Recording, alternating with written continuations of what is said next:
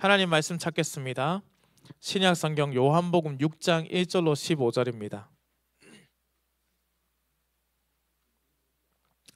신약 성경 제가 가진 성경으로 152쪽에 있습니다. 요한복음 6장 1절로 15절. 제가 봉독해 드리겠습니다. 그 후에 예수께서 디베랴의 갈릴리 바다 건너편으로 가시매 큰 무리가 따르니 이는 병자들에게 행하시는 표적을 보았음이러라. 예수께서 산에 오르사 제자들과 함께 거기 앉으시니 마침 유대인의 명절인 유월절이 가까운지라. 예수께서 눈을 들어 큰 무리가 자기에게로 오는 것을 보시고 빌립에게 이르시되 우리가 어디서 떡을 사서 이 사람들을 먹이겠느냐 하시니 이렇게 말씀하시면 친히 어떻게 하실지를 아시고 빌립을 시험하고자 하심이라. 빌립이 대답하되 각 사람으로 조금씩 받게 할지라도 200데나리온의 떡이 부족하리이다. 제자 중 하나 곧 시몬 베드로의 형제 안드레가 예수께 여짜오되 여기 한 아이가 있어 보리떡 5개와 물고기 2마리를 가지고 있나이다. 그러나 그것이 이 많은 사람에게 얼마나 되겠사옵나이까? 예수께서 이르시되 이 사람들로 앉게 하라 하시니 그곳에 잔디가 많은지라. 사람들이 앉으니 수가 5,000명쯤 되더라.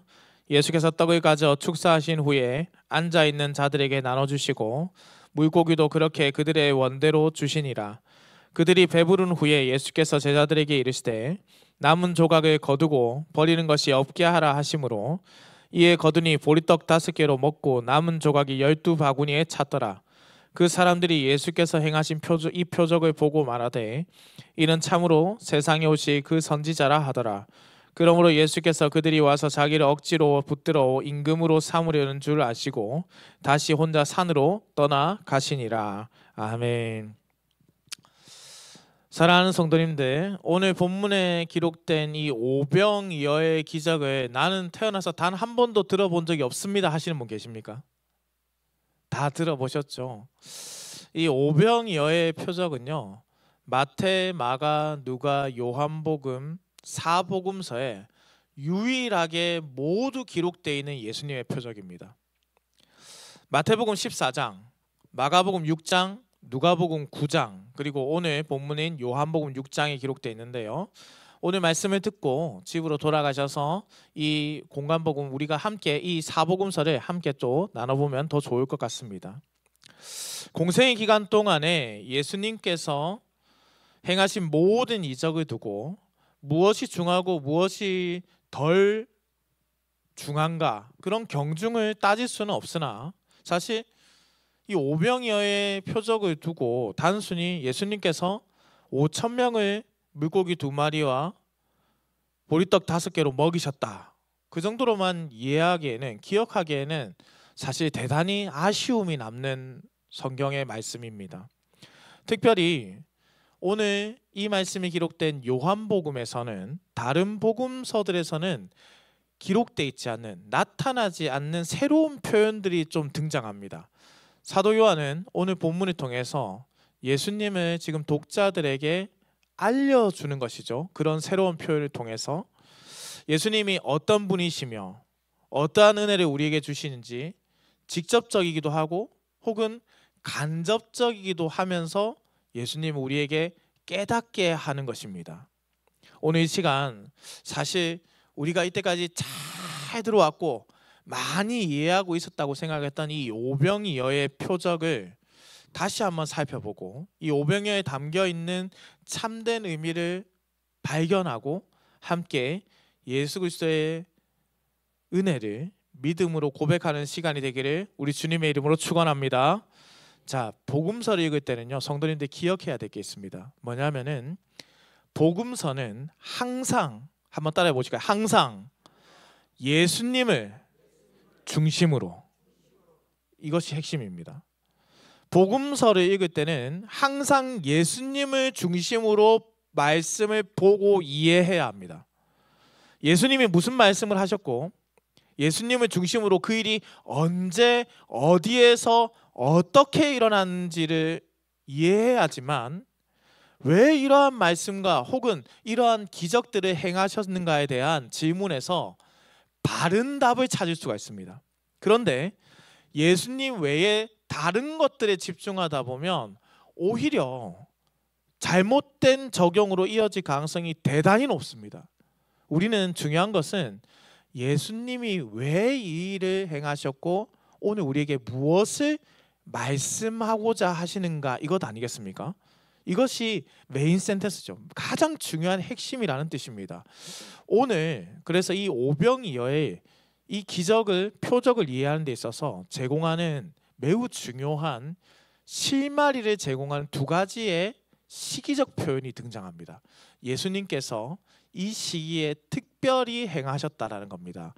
먼저 1절에 보시면 그 후에 예수께서 디베랴의 갈릴리 바다 건너편으로 가시매라고 했습니다. 혹시 여기에서 지금 나타나고 있는 시기적 표현이 무엇인지 느껴지십니까? 무엇입니까? 시기적 표현이죠. 그 후에라고 했습니다. 바로 그 후에죠. 그렇다면 그 후라는 것은 앞에 어떤 일이 있었다는 것이겠죠. 그러니까 우리가 앞서 어떤 사건이 있었는지를 반드시 살펴보아야지만 이 사도 요한이 말하고 싶었던 그 내용을 깨달을 수 있는 겁니다. 오늘 본문에 기록된 이 요한복음 6장에 앞서 5장에서는 안식일에 베데스다에서 오래된 병을 앓고 있는 자를 고치신 사건이 나오고, 이어 안식일에 이러한 일을 한 것을 두고 유대인들과 논쟁하는 예수님의 모습이 등장합니다. 그런데 그 논쟁의 결론에서 성경에 기록된 영생이란 무엇인가, 곧 예수님 자신이시다라는 것을 선언하는 장면이 나옵니다. 요한복음 5장 39절입니다. 너희가 성경에서 영생을 얻는 줄 생각하고 성경을 연구하거니와 이 성경이 곧 내게 대하여 증언하는 것이니라. 아멘. 모세를 통해 주셨던 하나님의 말씀인 오경, 창세기, 출애굽기, 레위기, 민수기, 신명기의 기록은 모두 예수 그리스도를 지향한다는 것, 보여준다는 것. 유대인 랍비들은 이 모세 오경을 달달 외웁니다. 한 글자도 틀리지 않고 외웁니다. 그런데 정작 예수님을 구원자로 받아들이진 않습니다. 비록 그들이 성경을 오랫동안 연구하고 그것을 오랫동안 암송해 왔지만은 모세를 통해 주신 말씀, 율법을 지켜야 한다라고 가르쳐 왔지만은 율법의 완성이신 생명이신 예수 그리스도를 보지는 못합니다. 본문은 오늘 이 일은 앞서 5장의 그 일 이후에 일어난 사건이라고 말씀하며 시작하죠. 그런데 실제 이 본문이 기록된 이 표적은 시기적으로 보았을 때 요한복음 5장에서 말씀하는 일이 일어난 지 약 1년여의 시간이 지난 뒤의 이야기입니다. 그렇다면 사도 요한은 의도적인 것이죠. 매우 의도적으로 지금 앞에 논쟁에 이어서 오늘 본문의 말씀인 오병이어의 사건을 기록했습니다. 무엇 때문일까요? 요한복음을 기록하면서 이것을 말하고 싶은 거죠. 앞의 사건과 이어서 오늘의 본문을 읽어야 한다는 겁니다. 앞의 말씀과 이어서 오늘을 보아야 한다는 것입니다. 앞장과 동일하게 무엇을 강조하기 위해서? 바로 생명의 주인이신 예수님을 강조하기 위해서요. 그래서 굳이 그 일 후에라는 단어를 삽입한 겁니다. 1년여의 시간이 지났지만은. 오병이어의 표적은 단순히 그곳에 있는 자들을 먹이기만 한 기적이 아니죠. 누가 먹이시며 왜 먹이신 것인가를 강조하기 위함입니다. 예수님께서 성경에서 5,000명이라고 기록하고 있지만 사실 이것은 장년 남자의 수기 때문에 대략적으로 약 2만 명에 육박하는 사람들이 모였을 것입니다. 무엇으로 먹이셨는가? 바로 오병이어로 먹이셨는데 다 먹이고 심지어 12바구니가 남을 만큼 풍족하게 먹이셨다. 인생을 살아가면서 중요한 세 가지가 있죠. 우리는 학교에서 그것을 배웠습니다. 의, 식, 주. 세 가지죠. 의, 입는 것, 식, 먹는 것, 주, 사는 곳. 이것이 매우 중요하다라고 배워왔지만은 사실 우리가 그것을 배우지 않아도 그것이 얼마나 중요한지를 체감하며 느끼며 살아가고 있습니다. 이 세 가지는 인간들이 살면서, 인생이 살면서 갖추어지지 않고는 살 수 없는 가장 기본적인 것들이기 때문이죠. 아무것도 입지 않고 살아갈 수 없고, 아무것도 먹지 않고 살아갈 수 없고, 아무 정처도 없이 떠돌며 살 수도 없습니다. 예수님께서 지금 예수님을 따라 모인 자들을 먹이셨습니다. 마치 모세를 따라 출애굽한 이스라엘 백성들을 만나와 메추라기로 하나님께서 먹이신 것처럼 지금 예수님께서 예수님을 따르고 있는 이들을 먹이고 계신다는 뜻입니다. 출애굽기라는 성경은 하나님께서 모세라는 대리인을 통해서 죽음의 땅 애굽으로부터 생명의 땅 가나안으로 이끄는 장면을 담고 있는 말씀이 담긴 성경이죠. 그래서 많은 유대인들이 이 모세를 위대한 선지자로 기억하면서 그가 쓴 오경을 마음판에 새기고 암송하며 살아갑니다. 광야 생활 중에서 하나님께서 이스라엘 백성들을 먹이시고 입히시고 지키시며 생명의 땅이라고 하는 생명의 땅이라고 하는 가나안으로 인도하셨습니다. 그러니 그들이 믿어야 할 대상은 단순히 모세가 아니라 그들이 인도하여 내신 하나님이셨죠. 신실하신 하나님입니다. 그런데 많은 랍비들이 살아 역사하는 삼위 하나님이신 예수 그리스도를 보지 않고 모세의 율법 속에 지금 갇혀 있습니다. 심지어 모세도 그가 쓴 성경에서 예수 그리스도를 지향하여서 보여주고 있는데 정작 그들의 후손이 예수님을 보지 않고 있습니다. 예수님께서 우리 마음이 이렇게 안타까운데 예수님께 사역할 때 얼마나 가슴이 아프셨을까요? 통탄할 수밖에 없는 거예요. 그래서 먹이신 겁니다. 그래서 그들을 부르시고 진정한 생명으로 이끌어 주시고 굶주린 그들의 배를 채워주십니다. 예수님께서 하나님이시고 이스라엘의 인도자이시며 생명의 근원이시고 생명의 전파자이시며 먹이시고 입히시는 능력의 삼위 하나님이심을 나타내신 표적이 오병이어의 표적입니다. 오병이어의 표적은 바로 이러한 분이 예수 그리스도이시고 이분이 바로 생명의 그 자체, 그것을 강조하기 위한 바로 메시아 표적입니다. 그리고 예수님은 영원한 생명으로 이들을, 그리고 우리가 믿고 있는 이들을 초대하시죠. 요한복음 6장 35절 말씀입니다. 예수께서 이르시되 나는 생명의 떡이니 내게 오는 자는 결코 줄이지 아니할 터이요 나를 믿는 자는 영원히 목마르지 아니하리라. 한순간 배부르다가 사라질 그런 것이 아니라 영원한 생명의 떡으로 이 땅에 오셨습니다. 오병이어의 표적은 먹이시는 예수님의 모습을 통해서 생명을 주시는 삼위 하나님이신 예수님을 강조하고 있는 표적입니다. 사랑하는 열린문교회 성도님들, 사실 우리도 유대인들처럼 헛된 것을 생각하고 구하며 살아갈 때가 많이 있습니다. 그마저도 주님이 다 채워주심에도 불구하고 주님이 주신 것을 고백하지 않을 때도 있습니다. 우리의 생명이 어디에 있습니까? 바로 예수 그리스도께 있습니다. 영원히 배부르고 영원히 목마르지 않게 채워주시는 생명의 근원이신 예수님을 찾으시는 성도님들 되시기를 소망합니다. 성경은 오늘도 우리에게 말씀합니다. 예수님을 따르는 우리에게 생명이 있는 줄 믿으시기 바랍니다. 예수님께서 우리를 먹이시고 입히시고 쉼을 주시는 풍족한 은혜를 주십니다. 우리 열린문교회가 이 은혜를 기억하면서 오직 생명 되신 예수 그리스도를 따르는 신실한 예수 그리스도의 제자가 되기를 우리 주님의 이름으로 축원합니다. 제가 앞서 오병이어의 기적, 이 표적을 이해하는 실마리에 제공하는 시기적 표현이 몇 가지 있다라고 말씀드렸습니까? 두 가지 있다라고 말씀드렸죠.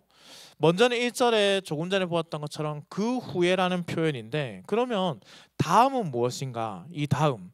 그런데 사실은 이 다음은요, 단순히 오병이어뿐만 아니라 사실은 요한복음 전체 배경의 핵심적인 표현입니다.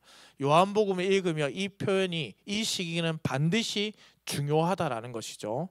혹시 본문에서 다른 시기적 표현이 찾으신 분이 계신지 모르겠습니다만은 못 찾으셨다면 저와 함께 한번 4절의 말씀을 함께 한번 읽어보았으면 좋겠습니다. 4절의 말씀입니다. 시작. 마침 유대인의 명절인 유월절이 가까운지라. 어떤 시기적 표현이 나오죠? 유월절이 가까웠다 했습니다. 바로 유월절이죠. 이 유월절은 맥추절, 초막절과 더불어서 이스라엘의 3대 절기 중 하나인데 특별히 유월절은 이스라엘의 구원과 관련된 것에서 이해해야 합니다. 유월절의 시작은 출애굽기라는 말씀을 찾을 수 있습니다. 출애굽 당시에 하나님께서 모세를 애굽으로부터 이스라엘 백성들을 데리고 나오라 명하셨지요. 이때 강팍하고 완악한 마음을 가졌던 모세가 이스라엘 백성들을 보내주지 않습니다. 하나님께서는 그래서 이스라엘을 구원하기 위해서 애굽 땅에 몇 가지 재앙을 내리셨죠? 정답. 많이 어려운가요? 하나님께서 이스라엘에 몇 가지 재앙을 내리셨죠? 10가지 재앙을 내렸습니다. 그 중에 이제 조금 더 심화된 질문이죠. 그 중에 10번째 재앙이 이 유월절과 매우 관련이 깊습니다. 마지막 10번째 재앙은 무엇입니까? 자, 이게 일부에도 똑같은 답이 나왔는데요. 사실 우리가 장자의 죽음이라고 대답하지만은 장자의 죽음이 정확하게는 아닙니다. 애굽 땅에 처음 난 것의 죽음입니다.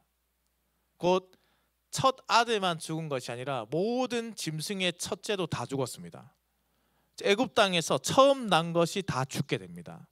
하나님은 그런데 이 재앙을 피하는 유일한 방법으로 문설주에 어린 순양의 피를 바르라고 했습니다. 이 순양의 피를 왜 바르는가? 출애굽기 12장 11절로 14절 말씀입니다.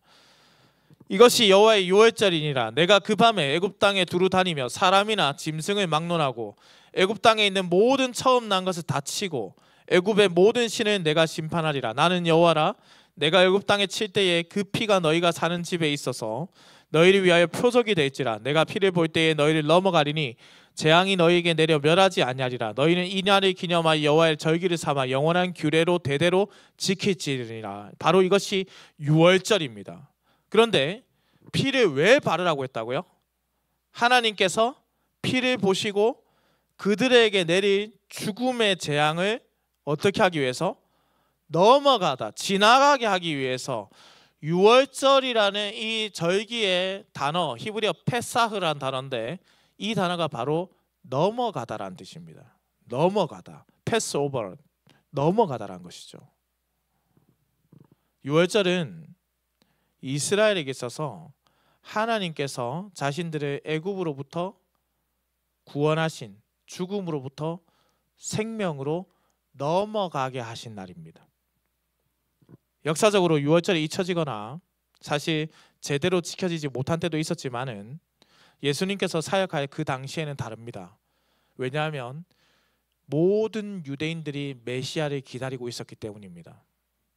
그래서 유월절 생명이 시작되는 그때, 우리의 죄를 넘어가는 그때를 너무 큰 의미를 가지고 기다리고 있었죠.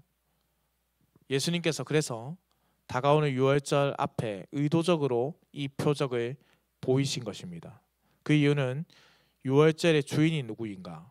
곧 죽음으로부터 넘어가게 할 구원자가 누구이신가를 보여주기 위함입니다. 따라서 유월절에 일어난 이 오병이어의 사건을 이해함에 있어서 두 가지의 중요한 의미를 우리가 기억해야 합니다. 그래서 제가 자막을 넣었는데요. 자막을 한번 읽어보면서 따라오십시오. 첫 번째, 하나님께서 이스라엘을 애굽으로부터 구원하여 하나님의 나라 가나안으로 인도하신 것처럼 예수님을 믿고 따른 자들을 예수님께서는 구원하시고 하나님의 나라인 천국 백성이 되게 하신다. 하나님께서는 이스라엘을 구원하시고 광야에서 시험하여 스스로 낮추셨지만은, 낮아지게 하셨지만은 예수님을 믿는 자는 성령께서 그 안에 내주하시면서 하나님 나라의 백성으로 자라나게 하시는 것이죠. 그리고 두 번째, 출애굽한 백성은 하나님께서 이스라엘이라는 하나님 나라의 공동체로 세우셨던 것처럼 예수님께서는 예수님을 믿고 따르는 백성들을 하나님 나라의 공동체로 세우고 있습니다. 하나님이 출애굽한 백성들을 이스라엘이라는 나라라는 공동체로 세우셨다면 예수님께서는 이스라엘이 아니라 유대인이나 이방인이나 구분하는 것이 아니라 예수님을 믿는 모든 자들을 하나의 새로운 이스라엘로 세우셨습니다. 새로운 공동체, 바로 이 공동체가 교회입니다. 고린도전서 5장 7절의 말씀입니다. 너희는 누룩 없는 자인데 새 덩어리가 되기 위하여 묵은 누룩을 내버리라. 우리의 유월절 양 곧 그리스도께서 희생되셨느니라. 묵은 누룩이 아니라 누룩이 없는 새 언약 백성이며 새로운 이스라엘의 이름이 바로 교회입니다. 예수님께서 교회를 세우신 것입니다. 유대인들은 유월절이 되면 예루살렘으로 모입니다. 그리고 그곳에서 구원의 하나님을 찬양했습니다. 그것이 그들이 이때까지 배워왔고 누렸던 삶이고 그들에게 주어진 신앙이고, 그런데 오늘 2만에 가까운 숫자의 사람들이 어디에 있습니까? 그들이 예루살렘에 있지 아니하고 어디에 있습니까? 바로 예수님과 함께 있습니다. 유월절이 가까우면 당연히 예루살렘에 모여 있어야 할 그들이 예수님과 함께 있다는 뜻입니다. 예수님을 믿고 따르는 자들에게 있어서 더 이상 예루살렘은 성전이 있는 곳이 아닙니다. 예수님이 성전이고 곧 하나님의 임재입니다. 하나님이 임재하시는 그곳이 성전입니다. 삼위 하나님이신 예수님을 따르는 자들과 변함없이 율법주의에 빠져서 참 구원자이신 예수님을 깨닫지 못하고 있는 자들이 극명한 대조를 이루고 있습니다. 그리고 그 끝은 결국 구원과 심판으로 나눠질 뿐이겠지요. 사랑하는 열린문교회 성도님들, 예수님께서 오병이어의 표적을 직접 행하신 것은 이 유월절의 주인이심을 보이기 위함이었습니다. 누가 우리의 구원자이신가? 누가 우리를 죽음을 넘어 생명으로 인도하시는가? 문설주에 바른 어린 양의 피를 보고 하나님이 죄인인 심판을 넘어가셨던 것처럼 이와 같이 우리에게 흐르는 예수 그리스도의 보혈을 보고 하나님께서 죄인인 우리에게 의롭다 칭해 주시며 우리의 죄를 넘어가셨습니다. 죽음이 우리에게서 이제 넘어가게 된 것입니다. 그리고 영원한 형벌이 아니라 영원한 생명으로 우리를 인도하고 계십니다. 이러한 은혜를 우리가 누리고 있습니다. 우리를 죽음으로부터 넘어가게 하시고 영원한 하나님 나라인 교회로 불러주시고 세워주시고 영생의 길로 인도하신 예수 그리스도의 놀라운 사랑을 결코 잊지 않는 우리 열린문교회 성도님 되시기를 우리 주님의 이름으로 축원합니다. 자, 마지막입니다. 예수님께서 새언약 백성들의 오병이어로 먹이셨죠. 이 표적은 구원자이신 예수님께서 그의 백성을 먹이신 놀라운 성례라고 할 수 있습니다. 요한복음을 제외하고 나머지 복음서에서는 사실 제자들로 표기된 사람들이 있는데 오늘 본문에서는 그들의 이름을 빌립과 안드레라고 적어두었습니다. 5절에 보시면 예수님께서 빌립을 향해서 질문을 하시죠. 우리가 어디서 떡을 사서 이 사람들을 먹이겠느냐? 이후의 성경의 기록처럼 이 질문은 진정 어디서 구해야 할지를 물으신 것이 아니라 제자들로 하여금 빌립을 포함한 제자들 모두에게 시험하시기 위함입니다. 빌립은 그런데요 매우 현실적인 사람이었던 것 같아요. 그래서 우리는 이런 사람들이 요즘 말로 T라 그러죠. MBTI가 T에 아주 가까운 사람입니다. 이렇게 대답하는 거예요. 각 사람에게 조금씩 받게 하더라도 200데나리오의 떡이 필요할 것 같습니다. 성도인들, 200데나리오는 어느 정도냐면요, 그 당시 노동자가 하루에 일을 하고 받는 돈이 1데나리온입니다. 그러니 200데나리온은 200일을 일을 하고 번 돈이라고 할 수 있겠죠.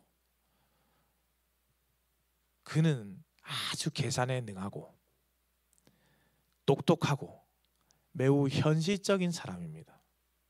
그런데 예수님을 보지 못해요. 다른 한 명의 제자 안드레가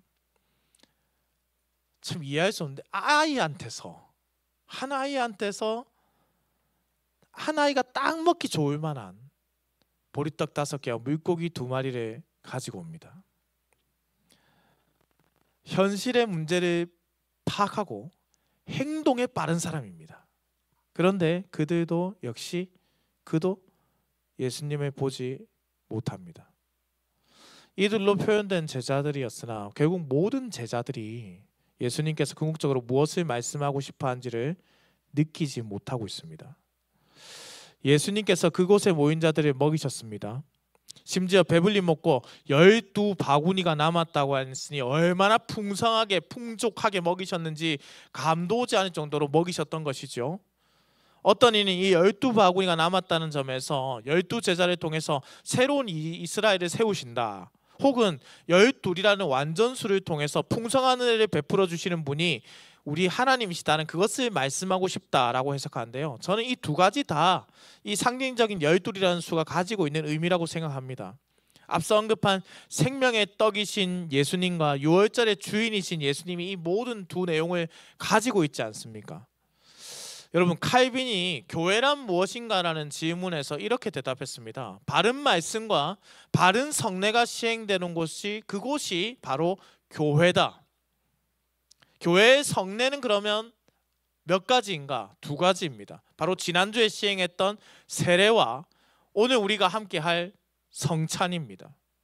그리고 특별히 유월절의 주인이신 예수님께서 보이신 이 오병이어의 표적은 성만찬과 관련된 표적입니다. 왜냐하면 예수님께서 잡히시던 그날 밤이 바로 유월절이었기 때문입니다. 마태복음 26장에 그날 밤의 일을 상세하게 기록해 두었습니다. 유월절 마지막 만찬을 제자들과 나누시며 그 장면을 기록해 두었는데요, 그리고 성찬을 제정하신 예수님의 말씀이 나옵니다. 마태복음 26장 26절로 28절의 말씀입니다. 그들이 먹을 때 예수께서 떡을 가지사 축복하시고 떼어 제자들에게 주시며 이르시되 받아서 먹으라, 이것은 내 몸이니라 하시니, 또 잔을 가지사 감사기도 하시고 그들에게 주시며 이르시되 너희가 다 이것을 마시라, 이것은 죄 사함을 얻게 하려고 많은 사람을 위하여 흘린 바 나의 피 곧 언약의 피니라. 예수님께서 5,000명을 먹이신 이 오병이어의 사건은 마지막 만찬을 나누시는 바로 그 장면을 예표하는 것입니다. 예수님께서 축사하시고 은혜를 베풀어 그의 백성을 먹이시고, 그러나 그것으로 끝나지 않죠. 앞서서는 오병이어뿐만 아니라 요한복음 전체적으로 이 유월절이라는 절기가 포커스를 두고 있다라고 말씀드렸습니다. 이스라엘은요, 유월절을 맞이할 때 음식을 먹으며 시작합니다. 배불리 먹은 뒤에 그들이 다시 광야길을 걸어갔던 것입니다. 하나님은 신령한 양식으로 이스라엘을 배불리 먹이시고 이스라엘은 그 힘으로 다시 광야길을 걸었습니다. 이와 같이 이스라엘은 이후에도 유월절을 지킬 때면 항상 유월절 전에 배불리 먹고 시작했습니다. 배불리 먹는 것, 그것이 유월절의 시작입니다. 예수님께서는 지금 자신을 따르고 있는 자들을 배불리 먹이셨습니다. 12바구니가 남은 만큼 풍성하게 먹이셨습니다. 또한 제자들을 부르셨습니다. 그들에게 마지막으로 유월절에 풍성한 음식을 그들에게 채워주셨습니다. 떡과 포도주라는 눈에 보이는 음식뿐만 아니라 예수님의 몸을 뜯어 먹이시고 피를 마시게 하셨습니다. 그리고 예수님께서 그들에게 마치 광야길을 다시 걷게 하신 하나님처럼 그 제자들에게 너가 이제부터 십자가의 길, 고난의 길을 가라고 말씀하셨습니다. 그 길이 생명길임을 아시기 때문에 광야를 건너 가나안을 간 것처럼 십자가의 길을 넘어 천국 길을 가라고 말씀하신 겁니다. 성만찬은 예수님을 구주라 고백하는 자들에게 주시는 영혼의 양식입니다. 우리로 천국 길을 걸어가며 지치지 않도록 다른 박질할 수 있도록 부어주시는 하나님의 양식입니다. 예수님께서 오병이어의 표적을 통해서 이러한 성만찬을 예표하셨습니다. 무엇을 구해야 하는가? 무엇을 먹어야 하는가? 무엇을 붙잡아야 하는가? 어떤 힘으로 이 험한 세상을 걸어가야 하는가? 사랑하는 열문교회 성도님들, 그래서 교회는 그 어떤 어려움 속에서도 성찬을 반드시 시행해야 합니다. 예수님의 몸과 피를 먹고 마시는 것은 구원받은 백성들이 누리는 특권 중의 특권이며 함께 이 십자가의 길을 걸어가겠다는 공동체의 고백이기 때문입니다. 우리는 오병이의 표적을 말씀으로 본 자요, 성찬을 함께 참여한 자요, 자신의 십자가를 지고 생명길을 걸어가는 자인 줄 믿습니다. 눈에 보이는 오병이어의 기적을 기대하는 인생이 아니라 눈에 보이지 않지만 우리의 유일한 구원자이신 예수 그리스도의 은혜를 기억하는 성도가 되기를 소망합니다. 우리는 천국 길을 걸어가고 있는 하나님 나라의 백성들입니다. 하나님께서 사랑하시는 우리 열린문교회 성도님들, 오늘 우리는 오병이어의 표적을 다시 돌아보았습니다. 그동안 그저 오병이어로 5,000명을 먹이신 표적으로밖에 생각하지 않았다가 이제 그 안에 담겨있는 의미를 깨달으신 분들도 있을 테고, 그 내용의 참된 의미를 원래 알고 계셨던 분들도 계셨을 겁니다. 무엇이 되었건 우리는 우리를 먹이시고 입히시고 천국길로 인도하시는 예수 그리스도를 기억해야 하는 하나님 나라의 백성임에는 변함이 없습니다. 사랑하는 성도님들, 당부드리고 싶습니다. 교회에서 말씀을 충분히 먹으십시오. 은혜의 말씀 없이는 우리가 이 험한 세상을 살아갈 동력이 되지 않습니다. 배부르게 먹으십시오. 그러나 바른 말씀을 먹으시기 바랍니다. 만들어낸 말씀은 금방 식어서 먹을 수 없는 말씀이 되어버립니다. 내지는 만들어낸 말씀은 다시 허기지게 만들 뿐입니다. 그런데 진리의 말씀은요, 배불리 먹고 광야길을 걸어가는 이스라엘처럼 우리를 다시 생명의 길로 걸어가게 하는 말씀입니다. 생명의 떡이신 예수 그리스도를 먹으십시오. 예수님이 채워주심을 기대하십시오. 그리고 또다시 우리에게 주어진 이 생명길을 우리가 함께 걸어갑시다. 비록 광야길이 고되기도 하고 어렵기도 하고 아프기도 하고 힘들지라도 예수님이 우리와 함께 하시며 힘주실 것을 믿음으로 우리가 함께 걸어갑시다. 그리고 오늘 우리가 예수 그리스도의 성만찬에 참여합니다. 이 길을 걷기 전 우리에게 주시는 풍족한 은혜를 먼저 먹으시기 바랍니다. 단순히 육적인 배부름이 아니라 우리의 모든 필요를 채우시는 그리스도의 몸과 피를 먹고 마시기 바랍니다. 그렇게 우리가 함께 예수 그리스도를 나의 구주로 고백하면서 이 십자가의 길, 생명의 길을 걸어가겠노라 고백하는 성만찬의 시간이 되기를 우리 주님의 이름으로 축원합니다.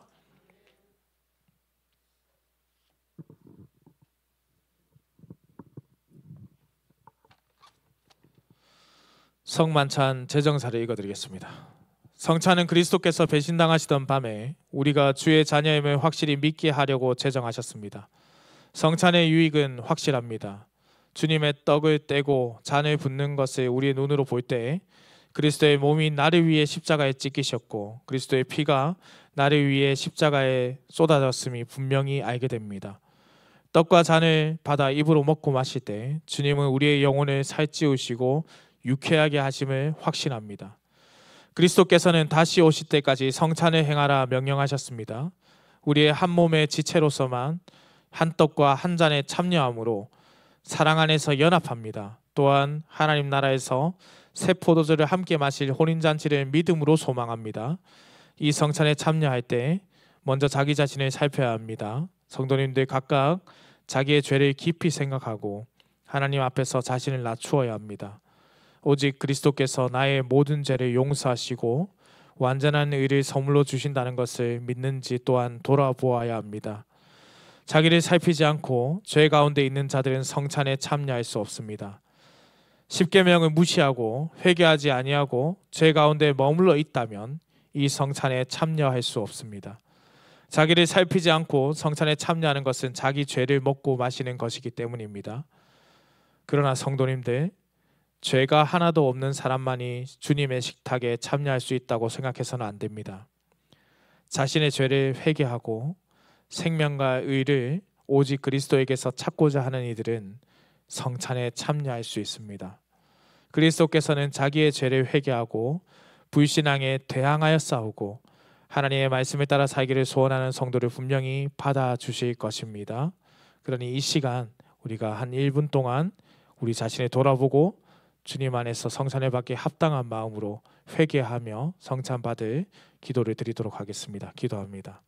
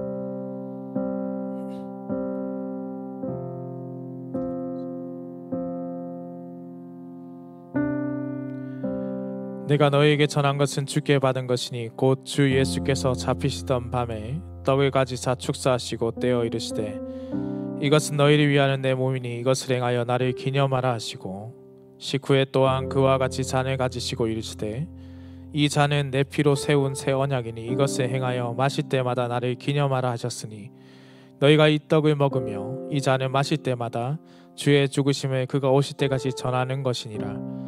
그러므로 누구든지 주의 떡이나 잔을 합당하지 않게 먹고 마시는 자는 주의 몸과 피에 대하여 죄를 짓는 것이니라. 찬송가 227장 1절에서 3절까지 찬송 드리겠습니다.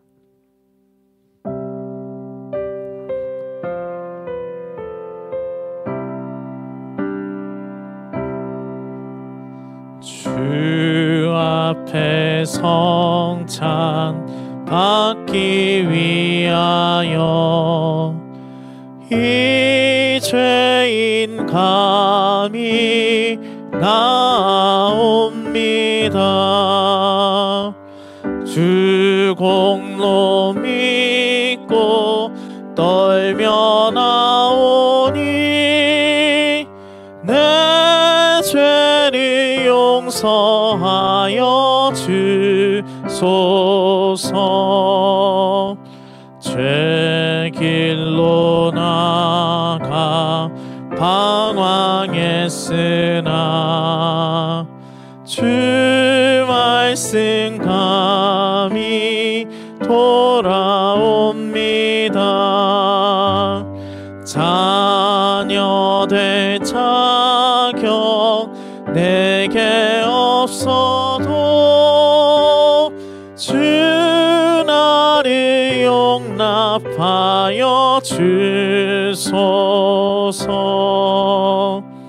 한 번만 주의 음성 들어도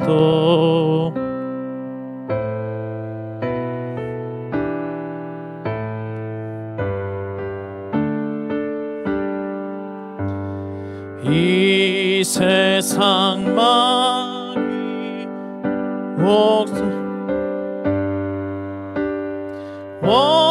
원수의 비방 막을 때입니다.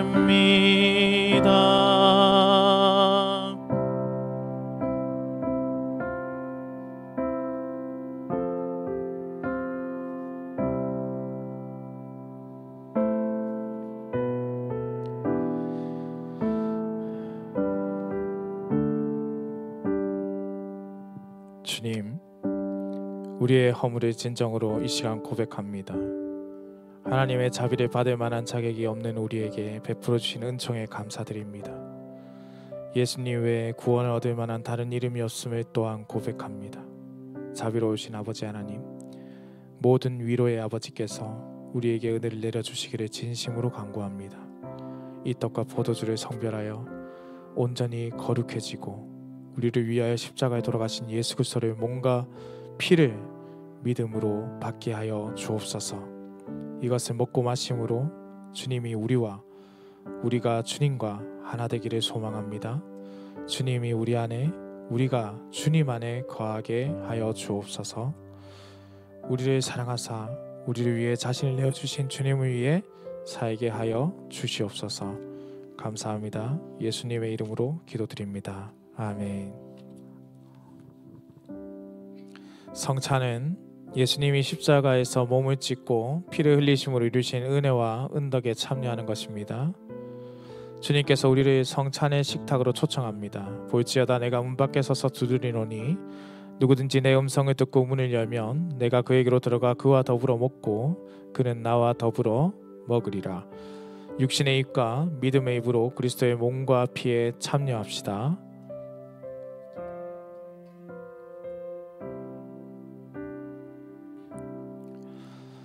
예수님께서 행하신 대로 이 떡을 취하여 축사하고 떼어 여러분에게 나눠주고자 합니다. 받아서 먹으라. 이것은 너희를 위하는 내 몸이니 이것을 행하여 나를 기념하라.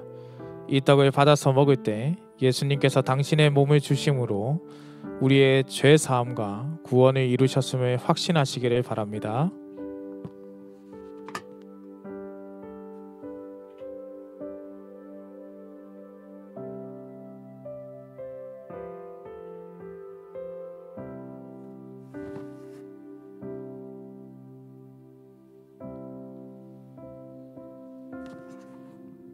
분명하도록 하겠습니다.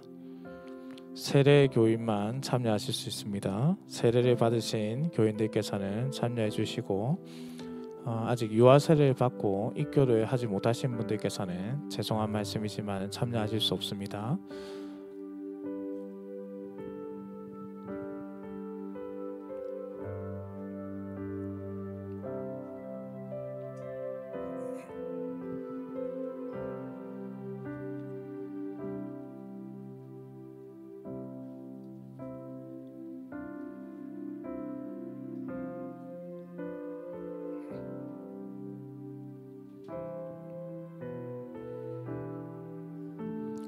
성찬은 예수 그리스도께서 명령하신 바에 따라 떡과 포도주를 주고받음으로써 그분의 죽으심을 보여주는 신약의 성례입니다. 성찬에 합당하게 참여하는 자들은 주님의 몸과 피를 마시고 먹고 영적인 양식을 공급받고 은혜 가운데 성장하며 그들이 주님과 갖는 연합과 교제를 확신하고 하나님을 향한 감사와 헌신뿐만 아니라 신비한 몸의 지체들로서 서로 나누는 사랑과 교제를 증거하고 새롭게 합니다. 이러한 믿음을 가지고 성찬에 참여하시기 바랍니다.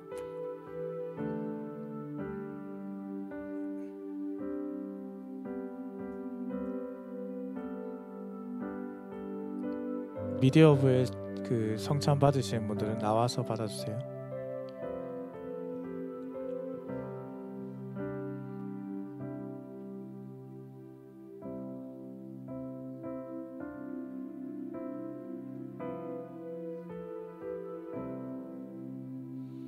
가족 예배실에 혹시 성찬을 받으시는 분이 계십니까?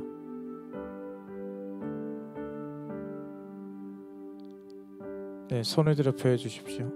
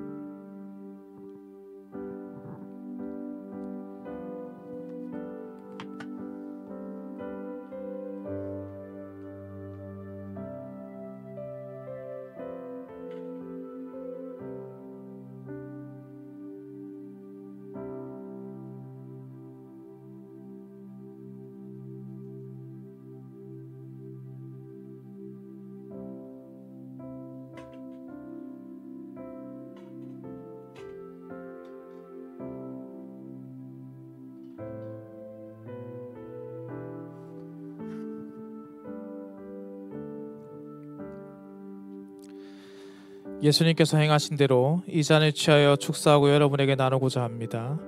이 잔은 그리스도의 피로 세운 새 언약이니 이는 죄 사함을 얻게 하려고 많은 사람을 위하여 흘리신 것이라. 너희가 이것을 다 마시라.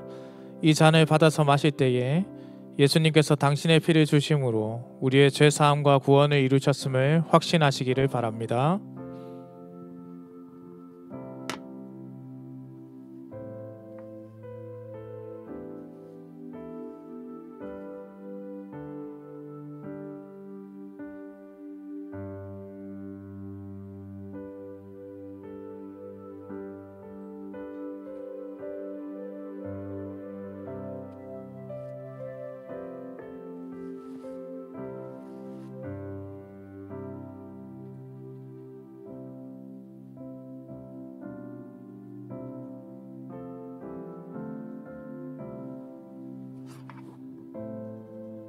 떡을 먹으신 분들은 잔을 받아 주시기 바랍니다.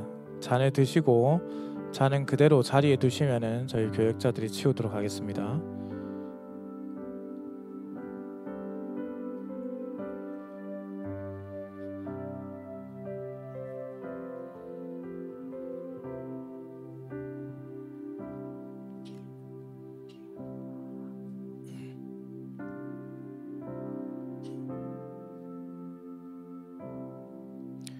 또 떡을 가져 감사 기도하시고 떼어 그들에게 주시며 이르시되 이것은 너희를 위하여 주는 내 몸이라. 너희가 이를 위하여 행하여 나를 기념하라 하시고 저녁 먹은 후에 잔도 그와 같이 하여 이르시되 이 잔은 내 피로 세우는 새 언약이니 곧 너희를 위하여 붓는 것이라.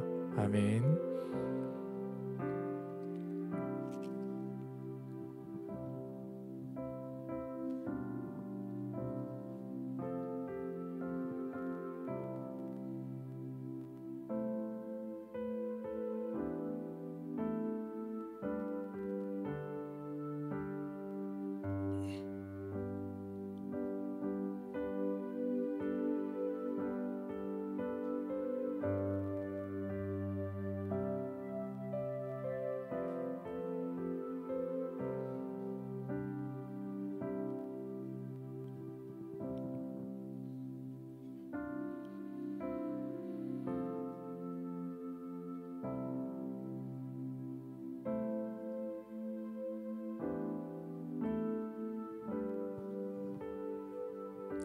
혹시 떡을 받으신 분들 중에 아직 잔을 받지 못하신 분은 손을 들어서 표해 주시면 감사하겠습니다.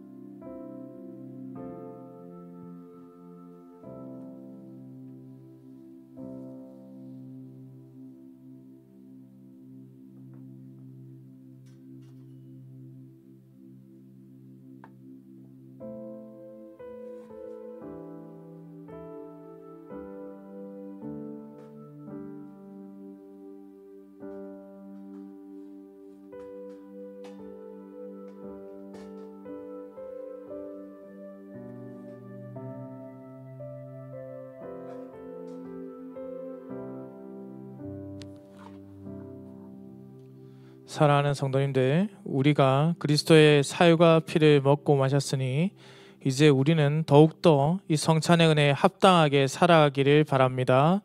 주님께서 주시는 풍성한 은혜를 누리는 자들답게 험하고 힘든 세상이라고 할지라도 이 광야의 길을 걸어간다고 할지라도 이 길이 생명의 길임을 믿음으로 당당히 그리고 굳건하게 견실하게 서가기를 우리 주님의 이름으로 축원합니다.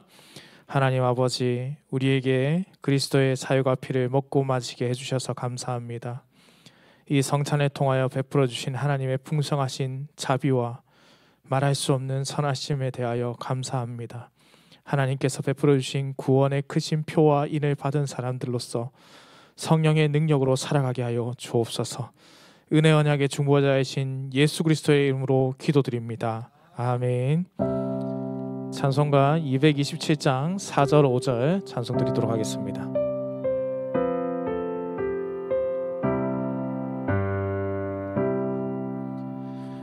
온유한 주의 음성 듣고서 그 말씀 내 주임 얻으며 성도들 함께 참여하여서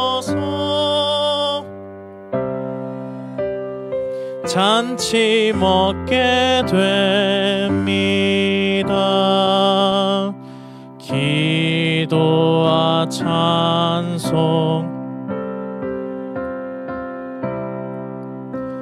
주님의 떡과 잔을 받으니 내 맘에 주여 들어오셔서 주 말씀 따라 살게 하소서. 아멘.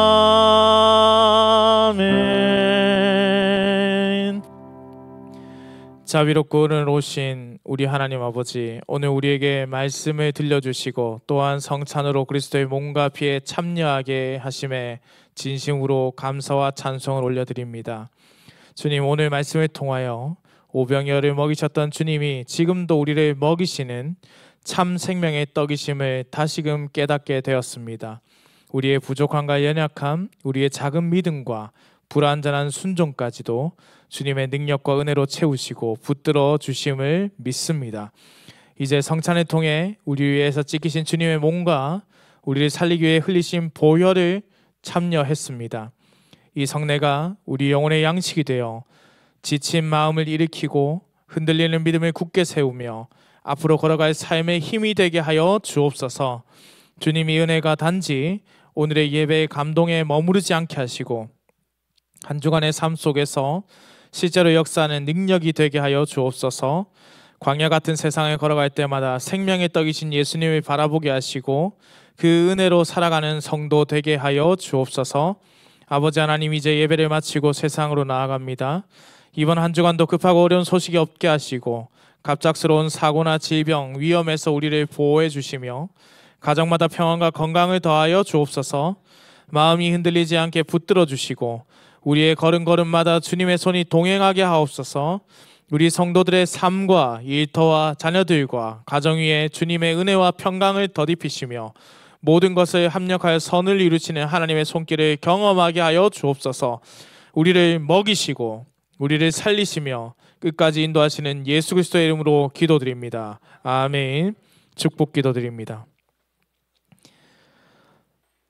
생명의 떡이신 주 예수 그리스도의 크신 은혜와 만복의 근원이신 하나님 아버지의 극진하신 사랑과 성령의 감화 감동 교통하심이 주의 성찬에 참여한 여기 있는 모든 성도들과 주의 성찬에 참여하기를 소망하는 모든 성도들 머리 위에, 이들의 가정과 생업과 학업과 주의 몸된 교회 위에 영원토록 함께 있을지어다. 아멘.